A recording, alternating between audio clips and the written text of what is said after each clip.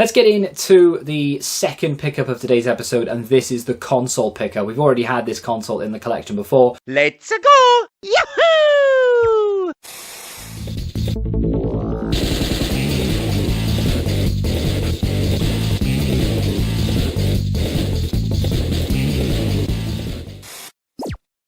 What is going on, guys? Welcome back to the free trading game collection, the series where I look to build a video game collection without spending any money on it. If you want to know how we do that, it's quite simple. We go out, we find deals, various places, Facebook Marketplace, Vinted, Carboot sales are back. That is going to be the focus of today's video, at least just a little bit. And we pick up deals, sell part of it on to make the money back, and in some cases make a profit, and then whatever's left over, if we like it, we put it into the collection.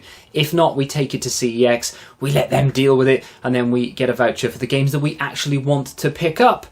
Like I said, today's episode is going to be a little bit boot sale focused because they are back. The very first boot sale I went to was 2 weeks ago now in Bristol. I like it when it's on the grass in Bristol, not when it's on the concrete. I can't remember which one. There's like 2 or 3 car boot sales in Bristol. It's the biggest one of the lot. I can't remember what it's called. Anyway, until the summer, it goes on the tarmac, and the tarmac is nowhere near as big as the grass.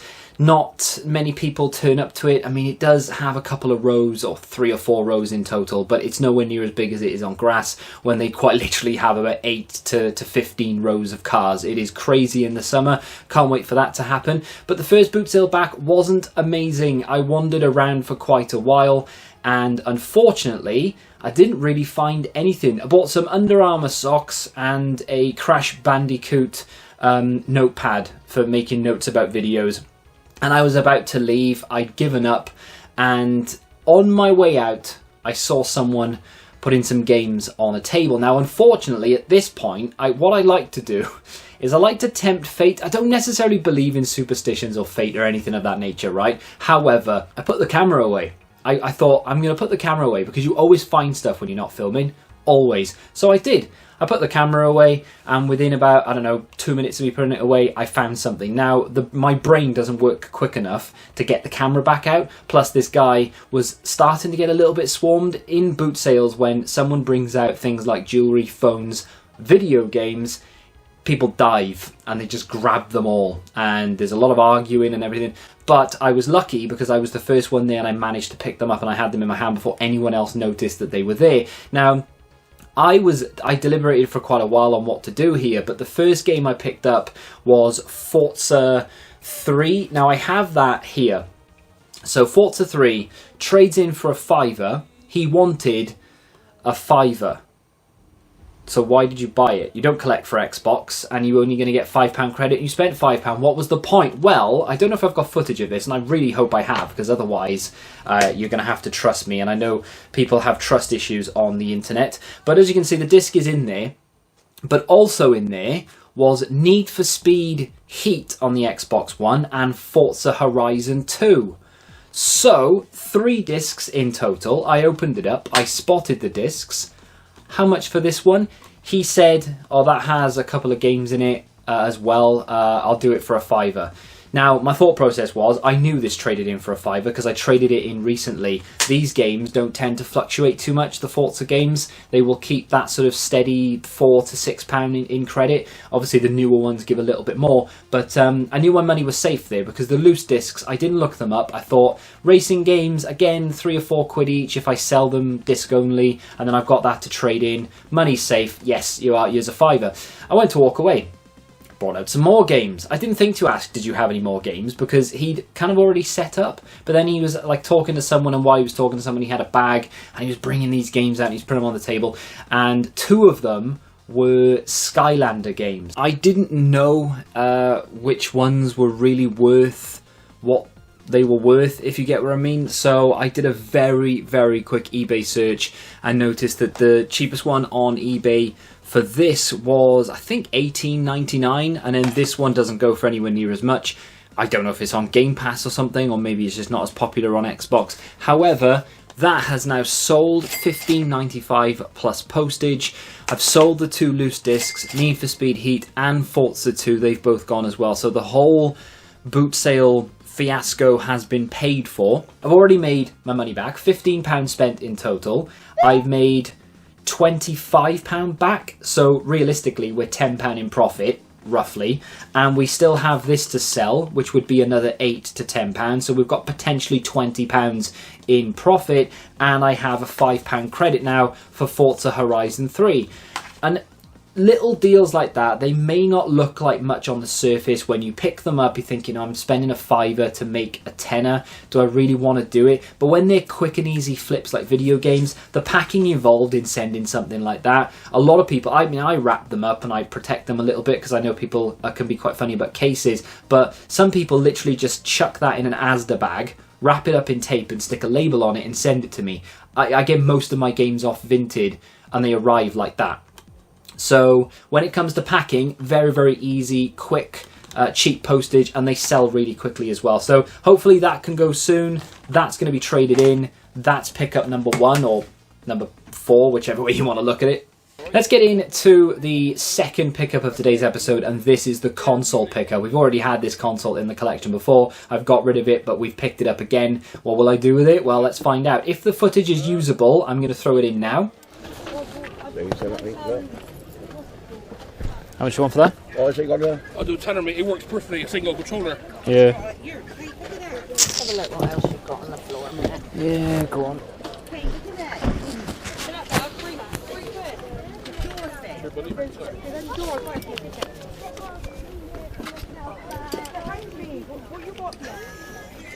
Right, Yeah, got 10 cheers. Right. Thank you very much. Cheers.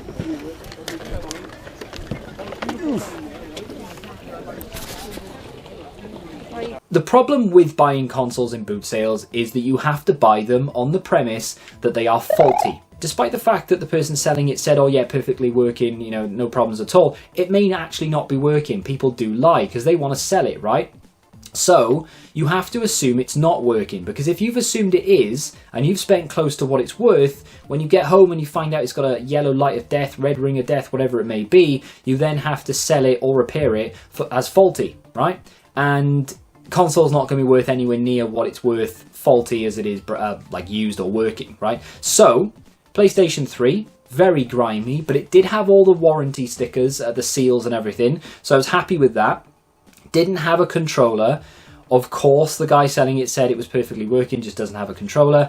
I was about to leave it, but he said a tenner, and I thought, oh, 10 quid, I can sell that faulty for a tenner, easy. So yes, I'll take a gamble, why not? Here's a tenner, let's go.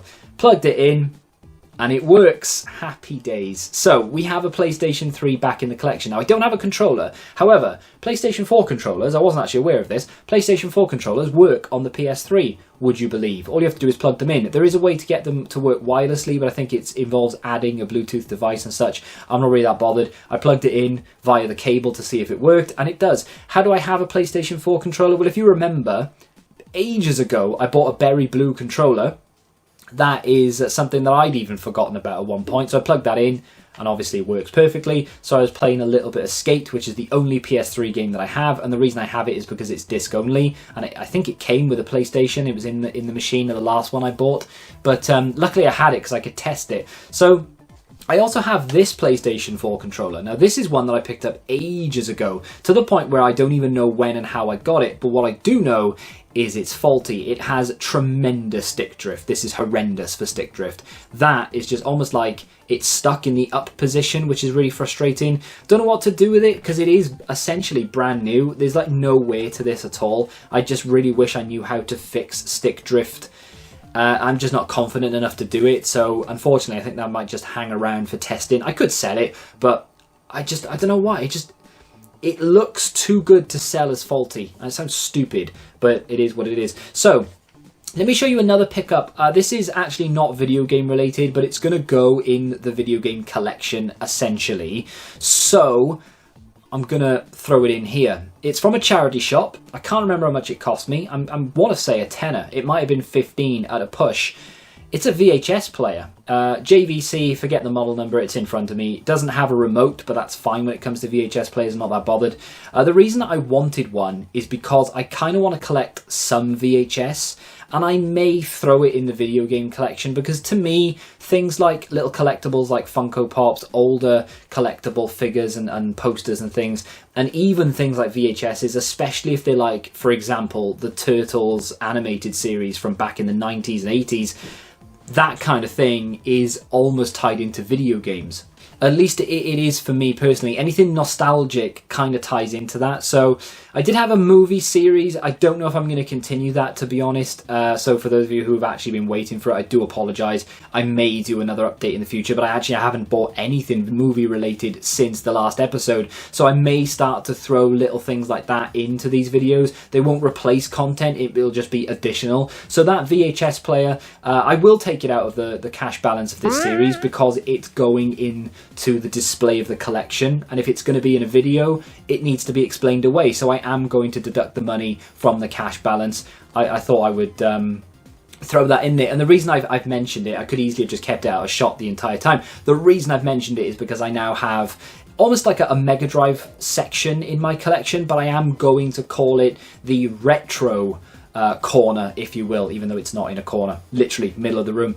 So this is what it looks like. So at the moment it is almost exclusively Mega Drive, because I don't have any older machines. Like, the oldest console that we have is in fact the Mega Drive, and then it's the Xbox 360, PS3. I don't have anything that is before those times, and everything was on this thing behind me here. It looked a little bit, I don't know, it's just too convoluted. So what I'm going to do, Mega Drive is over there, which you've just seen. I'm probably going to keep the PS3 there as well, because I've hooked it up to the CRT.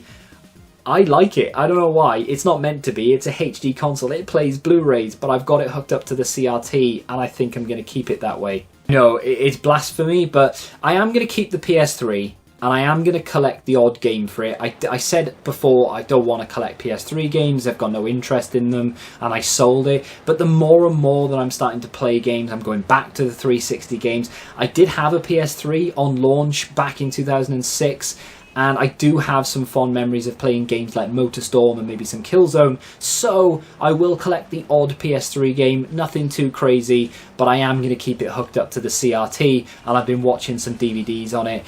I just like it. It is what it is. Get over it. So, Mega Drive, where you saw it. Nintendo has its own bookcase, and that's the way it's going to stay. This behind me is going to be strictly PlayStation stuff over time. We're talking PS2, PS3, PS4, PS5. If I ever pick up any PS1 stuff, I'll put it on there, but I doubt I ever will. And Xbox 360 is going to have its own section. It's going to go under the TV that used to be in my background. I'm going to get a Billy bookcase, going to put it underneath, because there used to be consoles on it, but I've been moving them around everywhere. So we're going to have a Billy bookcase over there at some point, and I'm going to have a dedicated Xbox 360 section, because I want to go very, very hard on Xbox 360 over the next few months. I want a lot of them. I'm not going to say I want to collect the entire back catalogue, because I'm sure there's like 2,500 games, but I do want a lot. I want enough to fill at least one, if not 12 Billy bookcases. I want to go a little bit mad.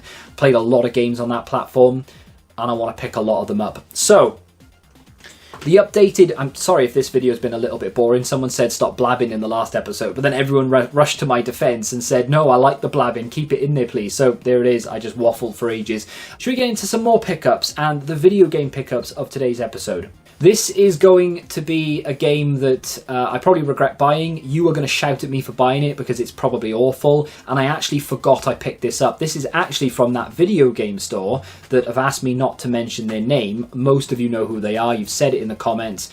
But yeah, I'm respecting their wishes. It is a PlayStation 4 game. It's Mighty Number 9. Honestly, I forgot I picked this up. Now, it is complete to the point where it actually has the manual, posters, codes, everything you could possibly want in here, there, which is nice. Doesn't look like it's really been used, so the codes could still be in use. I don't know anything about the PS4 version of this game. I'm guessing it was some sort of, was it a Kickstarter or something of that nature? Maybe I'm wrong in saying that. I don't know why I think it was. Was it? I can't remember. Either way, I don't think this was well received, so it is what it is, but it was £5. It's going into the collection and I will play it at some point. Something to sort of just jump into, have a quick bash with, I guess, and then put down. But yeah, don't really know what I was thinking. I think I was just looking for random stuff. They didn't have anything and I just picked this up for the sake of it, I think. I don't like doing that, but I'm going to give it a go. If I don't like it, you know what's going to happen. I'm willing to get rid of it. It's just the way that my collection works. But that's going in for now anyway. My next two games are both Xbox 360, and this is essentially a spending the profit section. So we spent £5 on those video games. Made it a little bit back in this episode from the boot sale pickup with the video games. Unfortunately, I couldn't show you, like the superchargers and whatever it may be. So we have made a little bit of money here, but I'm just going out and spending the profit. The first game is going to be a Jack Black masterpiece. It is Brutal Legend. Really enjoyed this the first time I played it back in, like, what, 2008 or something? When did it come out? I can't even remember. But yeah, I did enjoy it when it first came out, so I thought I'll go back and try it. Think it's complete. It is indeed. I'm going to try and actively look for complete only 360 games. This is, I don't know why I like sort of didn't really consider it to be, but this is one of my favourite consoles. This and the Mega Drive, insane. I love it. £1.50 spent on that. Really good game if you haven't tried it. And finally, Serious Sam on the Xbox 360. I think there's a collection on the Xbox 360. This has actually since gone up in price. It was originally £5. It's now gone up to £6. So that's how long I've actually had this on the shelf. They've given it a price increase. I remember playing this back on the PS2. I've played some on the PC a little bit here or there as well. Really good first-person shooter. A little bit more cartoony than your average like Call of Duties or whatever, but it is a lot of fun. Mayhem, as it quite literally says on the back of the box. But like I said, I want to pick up more and more Xbox 360 games, and at the moment I can see that they are starting to rise in price. Now, a lot of people will have told you that this was always going to happen, and they're absolutely right. It's one of those platforms where it's getting to the age now where it's due a price increase. So I think we need to act now rather than later. And I think I've done a video recently, hopefully it went out, that you can check out and maybe pick up some games before they do get expensive. That's going to do it for today's episode though. We picked up a new console, we've got a VHS player, we've put some games into the collection as well as Mighty Number 9, which I may or may not regret doing. Let me know if you have played that in the comments. And that's going to do it. In the next episode, which won't be too far away, we're going to go back to the boot sale, spend a lot of money and pick up some absolute gems. If you have enjoyed this episode, do me a favour and hit that like button, subscribe to the channel if you're new, and until the next time, goodbye.